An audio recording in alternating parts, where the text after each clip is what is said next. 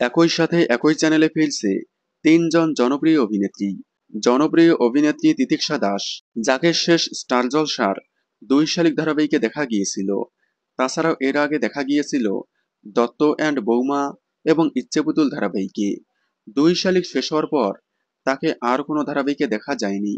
তাছাড়াও জনপ্রিয় অভিনেত্রী দিয়া বসু, তাকেও শেষ স্টার জলসার বুলেট সরোজিনী ধারাবাহিকে দেখা গিয়েছিল। ধারাবাহিকটি টিআরপিতে পিছিয়ে থাকায় মাত্র অল্প কয়েকদিনেই বন্ধ হয়ে যায়। তবে দিয়া বসুকে বুলেট সরোজিনী ছাড়াও দেখা গিয়েছিল ক্যানিংয়ের মেনু, কনস্টেবল মঞ্জু, জীবনসাথী ধারাবাহিকে। অন্যদিকে জনপ্রিয় অভিনেত্রী অনামিকা চক্রবর্তী, যাকে এখানে আকাশ নীল, রাজ্যটক, মহাপীর তারাপীঠ সহ অসংখ্য জনপ্রিয় ধারাবাহিকে দেখা গিয়েছিল।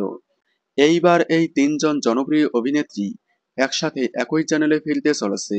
সান বাংলার লাখ টাকার লক্ষ্মী লাভে এই তিনজনকে একসাথে দেখা যাবে।